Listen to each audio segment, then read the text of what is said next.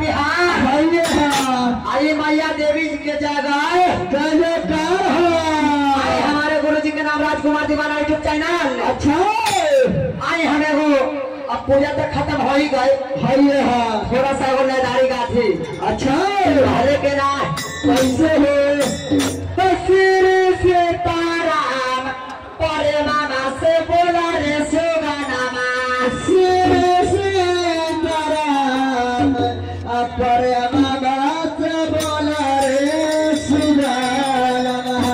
चले के हाँ भैया कहाँ कहाँ ऊपर भैया हाँ कहले तस्वीर से तारा परे मामा से बोले सुगानामा सिर से तारा अपरे बात बोला रे सुगानामा।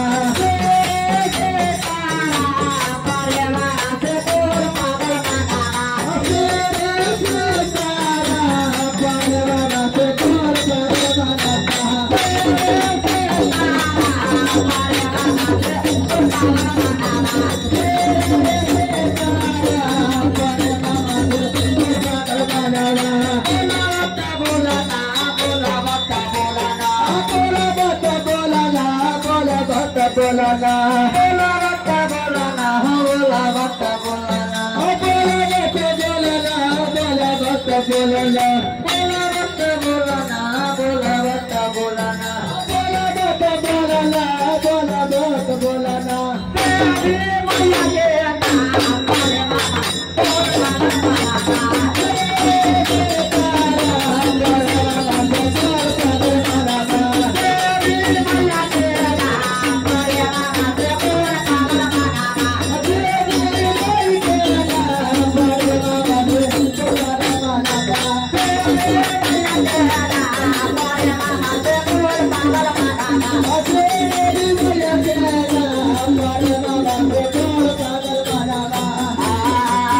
जिसे भजनों में राम का नाम न हो उसे भजनों को गाना चाहिए जिसे भजन में राम का नाम न हो उस भजन के गाना गा चाहिए। जिसे भजनों में राम का नाम न हो उसे भजनों को गाना चाहिए जिसे भजन में राम का नाम न हो उस भजन के गाना गा चाहिए। भजनों में राम का नाम न हो उसे भजनों को गाना चाहिए जिसे भजन में राम का नाम न हो उस भजन के गाना गा चाहिए। भाई बड़े अहो कहले ऐसे जिस भजनों में राम का नाम न हो उस भजनों को गाना क्या चाहिए आवरी का कहले ऐसे समझे के गाना समझवा तो बहुत आना समझवा तो कुछ कुछ ना बतबुआ आवरी का कहले कैसे और पत्नी के तना सुंदर हो उसको सिर पर चढ़ाना ना चाहिए अरे पतले पतले सुंदर हो उसे सिर पर चढ़ाना ना चाहिए। पत्नी के तना सुंदर हो उसको सिर पर चढ़ाना ना चाहिए अरे पतले पतले सुंदर हो उसे सिर पर चढ़ाना ना चाहिए। जिसे भजनों में राम का नाम हो उसे भजनों को गाना चाहिए जिसे भजन में राम का नाम हो उसे भजन के गाना गा चाहिए।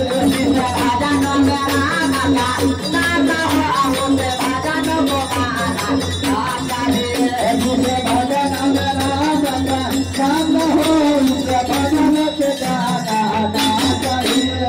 अरे दीदी के तना सुंदर हो उसको सर पर चढ़ाना ना चाहिए अरे पत्नी के तले सुंदर हो उसे सिर पर चढ़ाना ना चाहिए।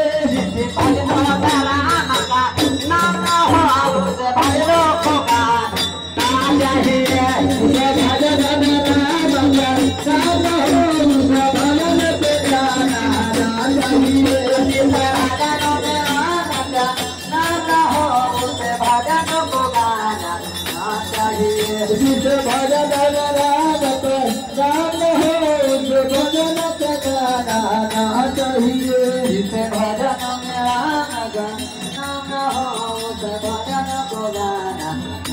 आहे विष भजन राम नाम हो भजन